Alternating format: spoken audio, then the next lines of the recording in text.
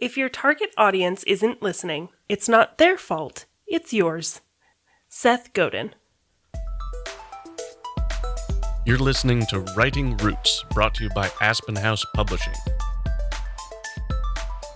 Welcome to Writing Roots. I'm Lee Hull. And I'm Teases. Just like we promised last episode, we are going to be talking about tease writing. This includes blurbs, the backs of the books, any form of writing that you do to help capture the reader's attention and get them to open the book. This especially applies to social media, getting people to click that link, getting them to do exactly what you want them to do.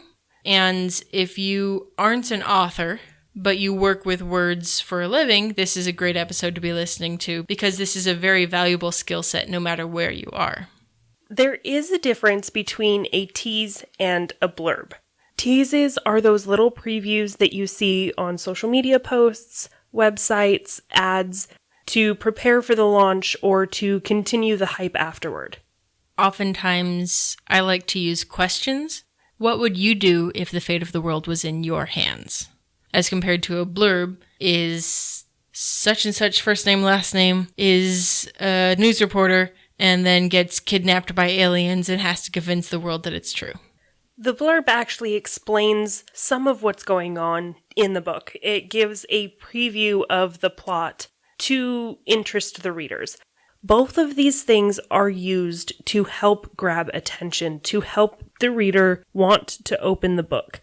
There are certain things that you need to do when you're tease writing to make sure it's effective. You have to write for your audience when you're teasing them. This goes back to knowing your target audience. If you tease to the wrong type of people, the wrong type of people will be opening your book and you'll get terrible reviews and nobody's going to enjoy it because they wanted something that you couldn't deliver on. So to give you a background, I used to work as a producer at a television news station. One of my jobs, as well as creating the show, was to write the teases. The most important rule that you need to remember, if you learn nothing else from this episode, learn this. A tease, a blurb, should always leave them wanting more. You don't give them the whole story. You give them a taste. That taste should leave them wanting the whole cake. So let's get into how you actually make a good, effective tease that does just that. Leave them wanting more. One of the mistakes I see often is they're writing it like a blurb. They're writing way too much content so we get the whole story. So if you look at Hollywood and you look at a normal trailer versus a teaser trailer, your teaser trailer is just giving them a taste. We get to see Captain America's shield and then it's gone. I want more. Your blurb will be more like the actual trailer that says, this is the story that we're telling, this is the story you want to hear. Keep your teases short. Shorter is almost always better. There are some things that you can do to help with this. There's the rule of 3. We've talked about this before. This is used in storytelling, this is used in design. The rule of 3 is so important everywhere. You can use it in teases as well. 3 words can do so much to tempt, to draw attention. Yeah, if you have 3 nouns that you can narrow down your story to, then this will get the right target audience looking in more detail about your story. So when you're tease writing, you don't necessarily have to use just 3 words. That's kind of an extreme. But it's that idea, the pattern of 3. There are 3 things that you always need to include in a tease about the book. The setting, the character, the conflict. These are the things that make your story unique. If you're writing a fantasy story, the setting only happens in your little world. If you're writing something that happens modern day, these characters are yours. This is what makes you stand out compared to every other story. Another thing to keep in mind when you're doing any kind of tease writing is a call to action. What do you want them to do? Do you want them to click this link, to listen to this podcast, or to pre-order your book? Whatever it is, giving your audience something to do with the information helps them retain it. It is all fine and dandy if you have a general announcement that your book is there, but unless people know where to go to get it or how to get it, they're less likely to participate. This is another thing you can do. Actively ask them to participate in the post. If it's on social media, get them to comment. If it's a tease for an upcoming book about a dog, ask people to post pictures of their pets. This will also help with reach. If people are interacting with your post, their friends are going to see it, and they might get interested. And algorithms favor your post better because it's active, involved, and it gets spread. Always include a call to action either to participate in the post or to find your book. Another thing to include if you're teasing on social media is an image. Especially if it's designed well, a picture will capture attention way better than text. Just search book teaser ad and see some of the images that pop up. They have some really good ones in there. Go for simple, go for basic, not overwhelming amount of stuff in the post. Remember, it is just a tease, just a taste. You don't want to overwhelm them with too much information in the picture. Or in the text. The text itself is where you get to put the link so people can click on the link and automatically pre-order your book. They don't have to search Amazon or whatever for it. Great. Make sure your text is as minimal as possible. I would say no more than 50, 75 words tops. Because as people are skimming through whatever social media site you're advertising on, they're only going to read as long as their skim allows. You want them to hold off on the next scroll until they can at least finish the sentence. If they have to click the see more button, they're going to just read as much as they do and then move on. The see more button should be the, oh, that's where I can pre-order because I'm interested in this book. This again goes back to the rule of 3.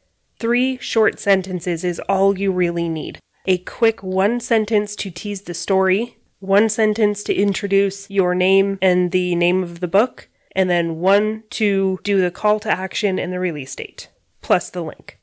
And you want to make sure if you are doing this graphic that it will have your name as the author, at least, and the release date. Because if that picture gets screen capped and just the image gets shared, great. The information, the call to action, still exists. So let's move on to different kinds of tease writing that you can do, because it's not always going to be text. Sometimes you get the opportunity to have a radio ad. This is a different kind of writing. I suggest if you do have a radio ad, get the radio station to help you write it if they offer that as a service, because they are familiar with how to write those ads. Keep in mind, 75 words is a 30-second spot. 150 words is a full minute spot. But wherever you are advertising, whether it be visually or audio, make sure that they know it's you. We talked before in branding, we don't want you in competition with yourself. If I have 3 Starbucks on the same intersection, each in a different corner, they're all competing with each other. You want to make sure they're all pointed to whatever your outlet is. So I'll pull again from my experience in television news.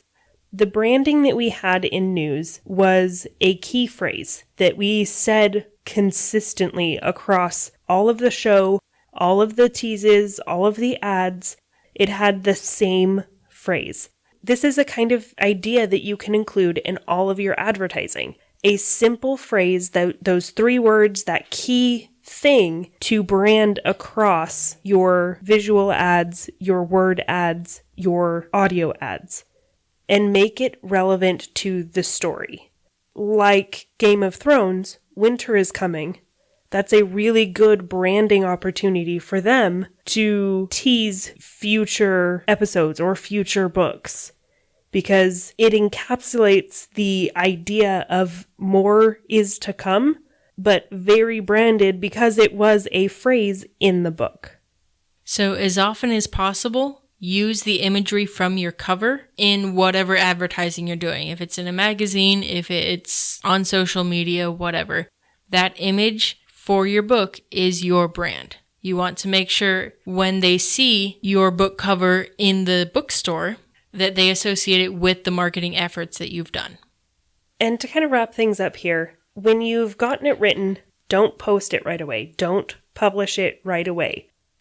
always have a second pair of eyes on that ad, because you will lose credibility if something is wrong in the post.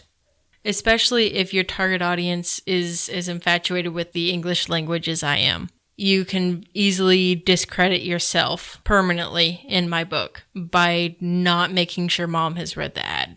And all you need is somebody that has a basic understanding of spelling and grammar and punctuation. It shouldn't be that difficult. And if you have to, save it, step away for a few hours, come back to it and read it again. And a lot of the times you'll catch mistakes.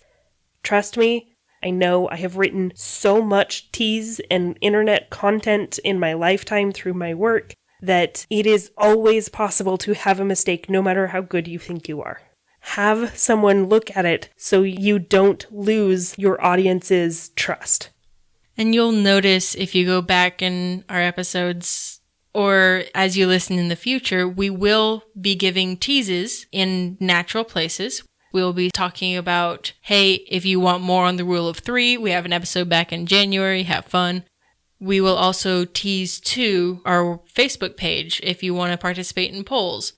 Each of these types of teases should feel natural, but they also have a bit of a call to action of, hey, look here if you want more information. But I think our motto is more important than anything else, so long as you remember to write selfishly. If you have a question or comment for our hosts or a topic you'd like us to cover, send us an email at writingroots@aspenhousepublishing.com or find us on Facebook by searching for Aspen House Publishing.